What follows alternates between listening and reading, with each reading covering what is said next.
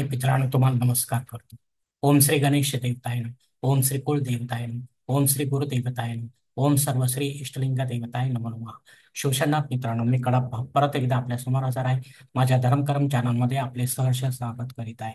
मित्रांनो, पंचांगाची आता आपल्या समोर सादर करीत आहे. मित्रांनो, आज दिनांक 18 सप्टेंबर 2024, शालिवान शके 1946, संवत्सर कृती, आयन दक्षिण, ऋतू शरद, मास भाद्रपद, पक्ष शुक्ल, सकाळी 8 वाजून 4 मिनिटानंतर कृष्ण पक्षाला सुरुवात होईल.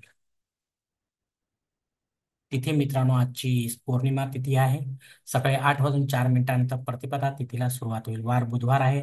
नक्षत्र मित्रांनो, पूर्व भाद्रपदा नक्षत्र आहे. सकाळी 11 वाजेनंतर उत्तर भाद्रपदा नक्षत्राला सुरुवात होईल. योग मित्रांनो, गंड योग आहे. रात्री 11 वाजून 29 मिनिटानंतर वृद्धी योगाला सुरुवात होईल. करण मित्रांनो, बहुकरण आहे आजचे. सकाळी 8 वाजून 4 मिनिटानंतर बालव करण्याला सुरुवात होईल.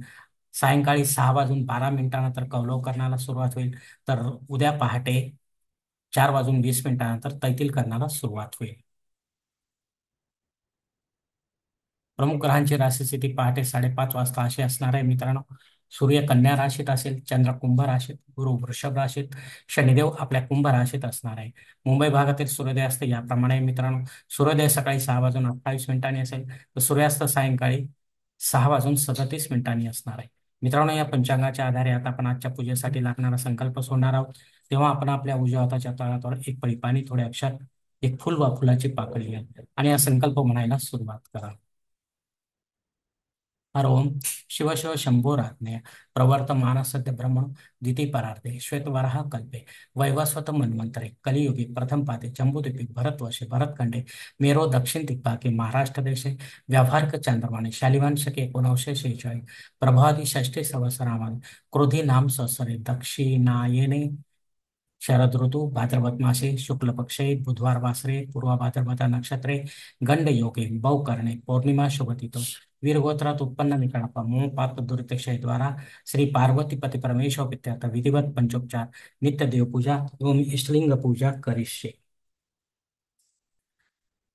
मित्रांनो, याच ठिकाणी हा संकल्प संपलेला आहे. तेव्हा आपण आपल्या उजव्या हाताच्या तळहाताले संकल्पाचे पाणी समोरच्या तामणात सोडून द्या मित्रांनो.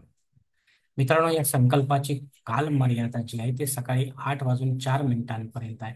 या वेळेनंतर जर आपल्याला संकल्प सोडायचा असेल कुठल्याही धार्मिक विधीच्या संपन्नतेसाठी, तर कृपा करून आपण वरील बदललेल्या पंचांगाचा आधार घ्यायचा आहे, नवीन संकल्प तयार करायचा आहे आणि त्या संकल्पामध्ये आपण करत असलेल्या धार्मिक विधीचा उल्लेख अवश्य करायचा आहे. तेव्हाच आपली धार्मिक सेवा ही संबंधित देवतांपर्यंत पोहोचेल आणि त्यांचा आशीर्वाद आपल्यापर्यंत पोहोचेल. आपले जीवन अधिक सुलभ बनेल मित्रांनो. मित्रांनो, मुहूर्त विभागामध्ये आता पाहूया. मित्रांनो, पितृपक्षाला आता सुरुवात असल्यामुळे कुठल्याही धार्मिक विधीसाठी मुहूर्त आपल्याला आता मिळणार नाही मित्रांनो, हे लक्षात घ्या. तेव्हा अशा वेळी मित्रांनो, आपण स्वतःहून किंवा पंडिताच्या माध्यमातून नव्याने काही मुहूर्त निर्माण करण्याचा प्रयत्न करू नका, कारण तो मुहूर्त नसल्यामुळे त्याचा आपल्याला काही फायदा होणार नाही. आपला पैसा आणि वेळ वाया जाईल मित्रांनो. मित्रांनो, आता पंचांगातील इतर काही महत्वाची जी माहिती आहे ती आता आपण पाहूया. पंचांग शुद्धी मित्रांनो, अक्षय तिथी दिवस आहे. दिवस चांगला नाही. दिनविशेष मित्रांनो, भागवत सप्ताह समाप्ती आहे. ज्या भक्तांनी वैयक्तिकरित्या आपल्या घरी किंवा सामुदायिकरित्या सार्वजनिक ठिकाणी सप्ताह लावलेला असेल, भागवत सप्ताह, त्याची समाप्ती आज होत आहे मित्रांनो. तसेच महालय प्रारंभ होत आहे आजपासून, अर्थात पितृपक्षाला सुरुवात होत आहे. आज प्रतिपदा श्राद्ध कर्म असणार आहे. यासाठी माझा स्वतंत्र व्हिडिओ आहे. टाइम टेबल आपल्याला दिलेला आहे पूर्ण पितृपक्षाचा 15वाड्याचा, तो आपण पाहू शकता मित्रांनो. हे श्राद्ध कर्म आपल्याला पंडिताच्या माध्यमातून घरी किंवा तीर्थक्षेत्री करायचे, पण पंडिताच्या माध्यमातून विधिवत करायचे. अपराह्न काळी करायचे, दुपारी 2 ते 4 या वेळेमध्ये. तेव्हाच आपली सेवा पितरांपर्यंत पोहोचेल, त्यांचे आशीर्वाद आपल्यापर्यंत पोहोचतील, आपले जीवन अधिक सुखमय बनेल मित्रांनो. संन्यासी लोकांसाठी चातुर्मास समाप्ती आज होत आहे मित्रांनो. अग्निपृथ्वीवर सकाळी 8 वाजून 4 मिनिटांपर्यंत हजर आहे. या वेळेपर्यंतच आपल्याला नव्यानं काय होमयज्ञ कर्मकांड करायचे असेल तर करू शकता, पण पुढे चालून ते बंद पडू नये याची खबरदारी घ्या, अन्यथा आपल्याला दोष लागू शकतो. रेग्युलर जे आहेत ते आपण केव्हाही करू शकता मित्रांनो. राहुकाळ दुपारी 12 ते 1:30 वाजेपर्यंत आहे. या वेळेमध्ये पण आपण आपली महत्वाची कामे शक्यतो टाळा. राहूच्या प्रभावामुळे ती अ- अयशस्वी ठरण्याची शक्यता असते.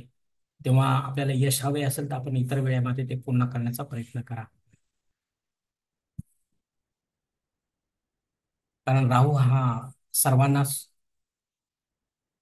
शुभ फळ देईल असे नाही. ज्याला शुभ असेल त्याला शुभ, अशुभ असेल त्याला अशुभ अशी फळ मिळण्याची शक्यता जास्त असते.